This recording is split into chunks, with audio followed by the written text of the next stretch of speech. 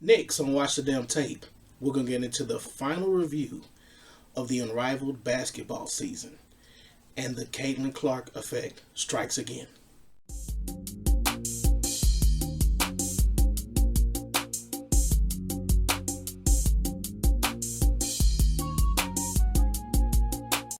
What it do, folks? It's the Beat Chef with Watch the Damn Tape. Hit that like, that share, that subscribe button. Hit that bell to get notified when I drop my next video.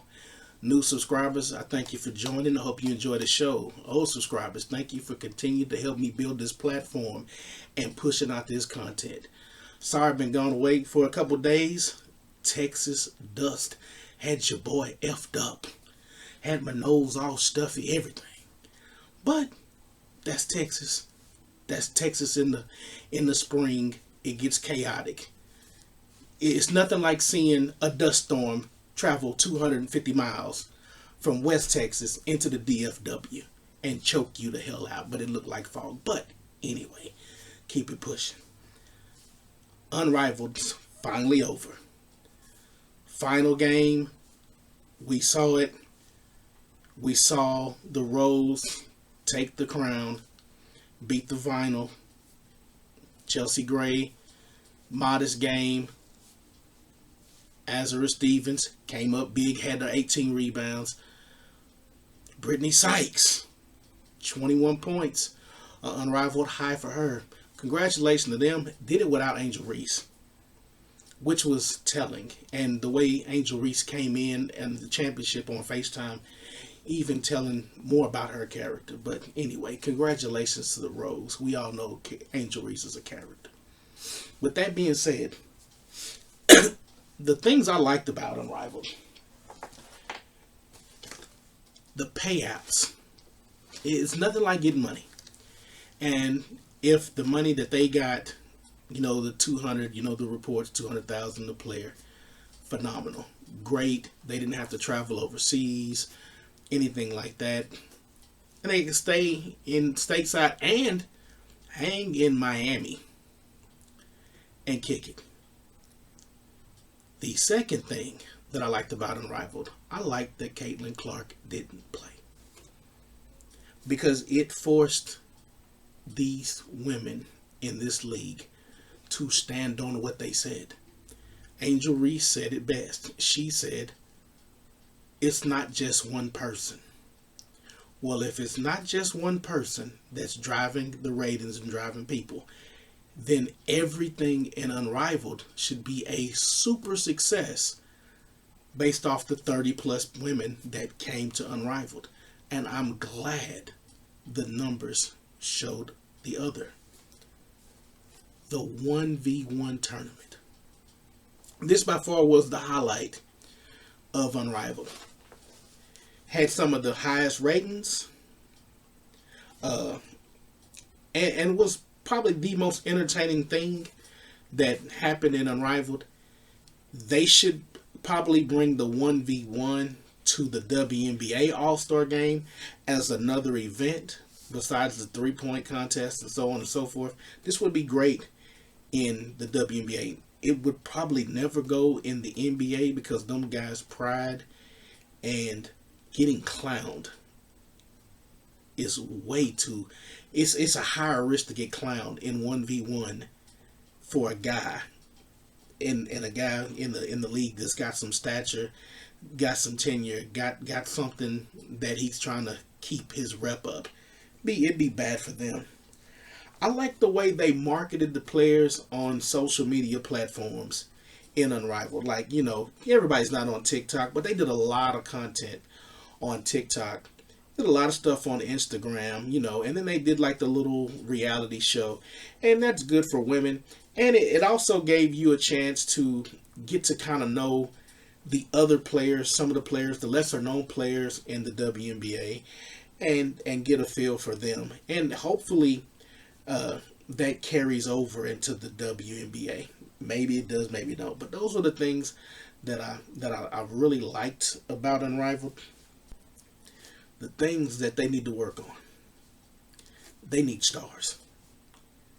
They need Caitlin Clark so bad.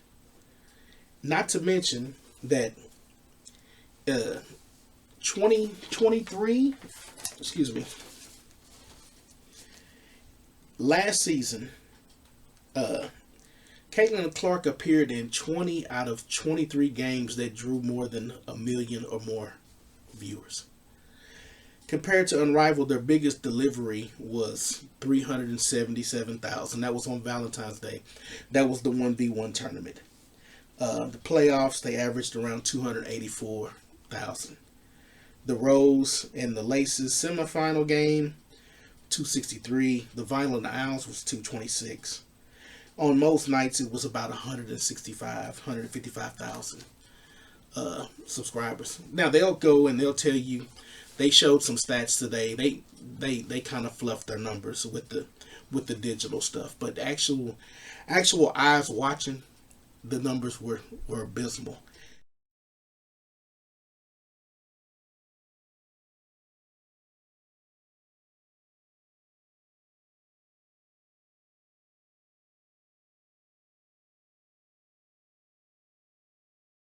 Especially when you compare it to Caitlin Clark, one player, bringing in 1 million plus 20 times.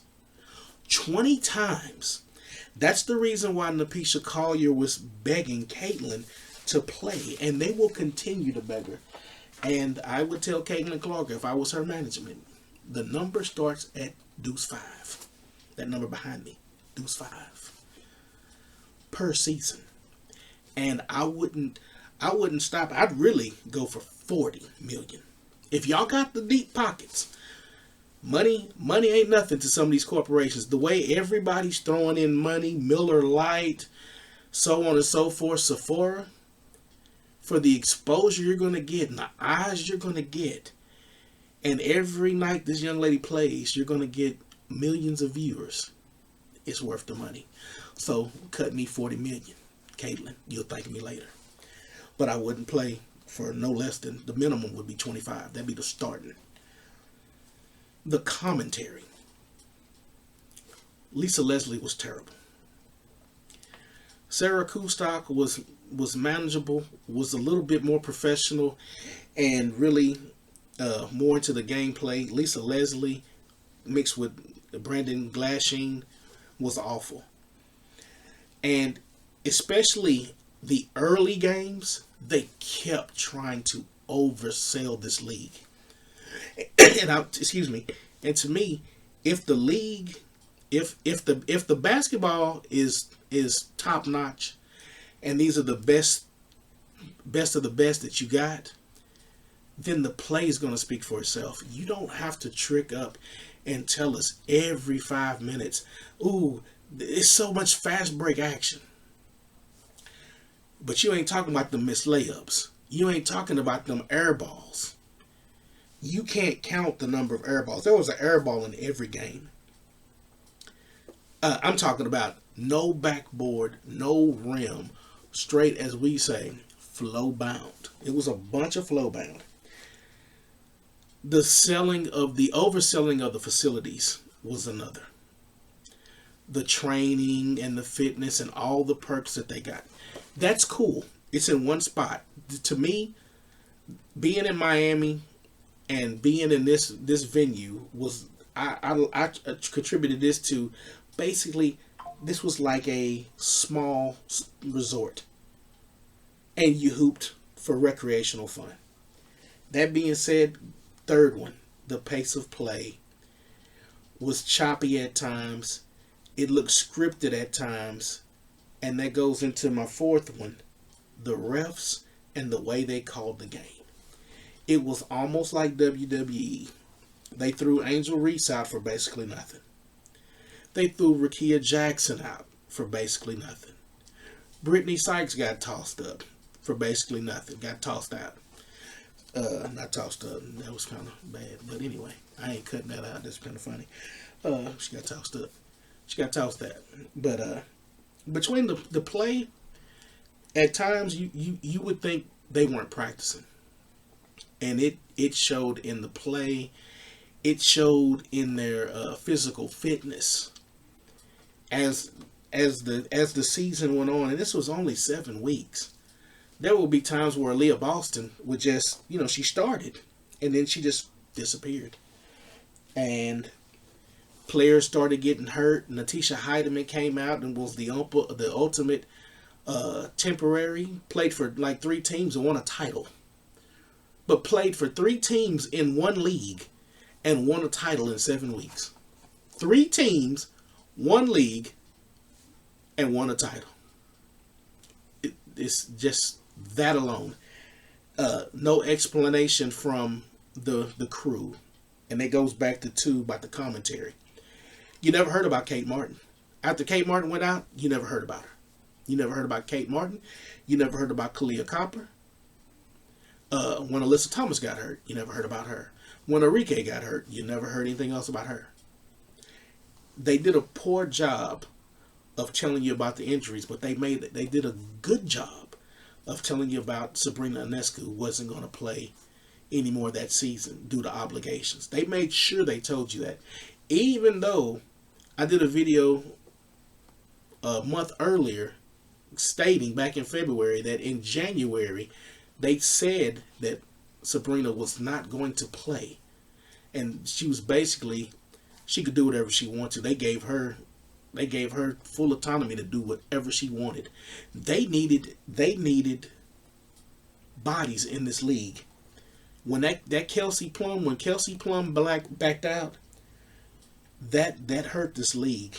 And that's why it goes back to my number 1 point. They needed stars. They could have used A'ja Wilson.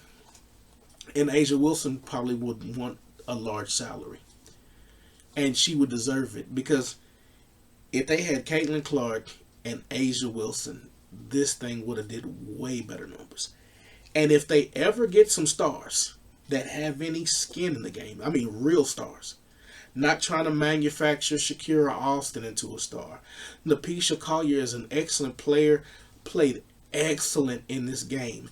If I walked up to 10 women right now on the street and said, man, do you like Napisha Collier? They would probably think I was talking about a clothing designer or a Fort Worth City Councilwoman. That Napisha Collier doesn't ring a bell outside of people that know basketball. And that's the problem that they're having. It's hard for women's sports to connect with women. Women's sports connects more with men. I guarantee you there's more men watching Unrivaled and the WNBA than women. That's just me. You can argue with that in the comments. Love to hear it. But even my own wife gives 2 S's about Unrivaled or the WNBA. She barely started watching Notre Dame because she saw Hannah Hidalgo and Olivia Miles on a break clowning and just was like, wow. And she sat down and she watched that game. I think it was the North Carolina State game when they went into overtime when Sonia Citron hit that 3 to tie it up. And that was the first time I've really seen my wife. Now, my wife will watch NBA all day. Mavericks, you name it, watch it. She even said the jerseys, she don't even like, she said a woman, and this is just her opinion, she said a woman really doesn't want to wear a cut of clothing like a woman, and it's a sports jersey. She said she wants to wear a jersey that looks like a man would wear it. She said if she wears one of those WNBA jerseys, it'll instantly look like she hoops or she plays this. But if she wears an Emmitt Smith jersey, they just know she's a Cowboy fan.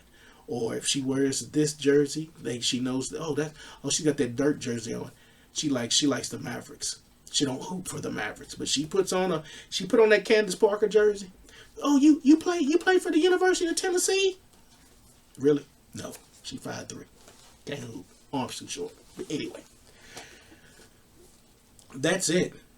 If they want to survive, their deal is guaranteed for 3 years. So you're going to see 2 more years of Unrivaled at the minimum, and it's an option for TNT after that. So we're going to see 2 more years. Mark this part in this video. They're going to press Caitlin Clark hard. to get her to play in this league. So, folks, that's it for tonight's show. I hope you enjoyed it. We're going to be back because I got to get into, before the tournament's about to start, so I'm going to be really wrapped up in watching these games. I'm going to post a link to my, I guess, the Warren Buffett challenge. So I'm going to post a link to my board so somebody can't say, oh man, you waited to the tournament to do your board. Nah, did my board a couple days ago.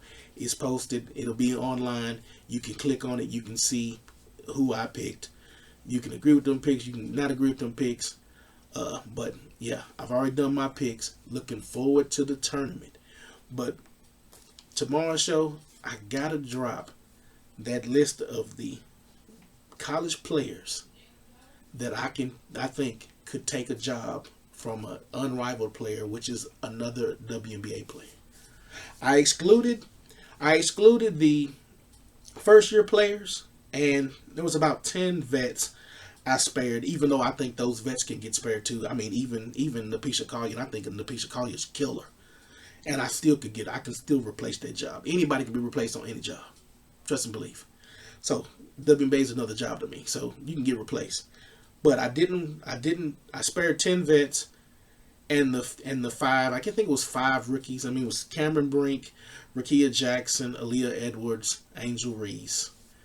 I think that was it for the rookies that came in. Oh yeah, that came into the league. Aaliyah Boston got replaced. I could replace Aaliyah Boston 3 times, but I'm not gonna ride Aaliyah Boston because you can go put the tape on. Oh, and Angel Reese, and I could replace Angel Reese with about 4 players in college right now and get the same production, if not better, than Angel Reese. So between Angel Reese, Lexi Hull, and Aaliyah Boston, I can knock out Katie Lou, Shakira Austin, Azura Stevens. Oh my God, even Natasha Cloud, Brittany Sykes, Skylar Diggins. I can get rid of all of you. But I'll be dropping that video tomorrow. Until next time, folks. Peace.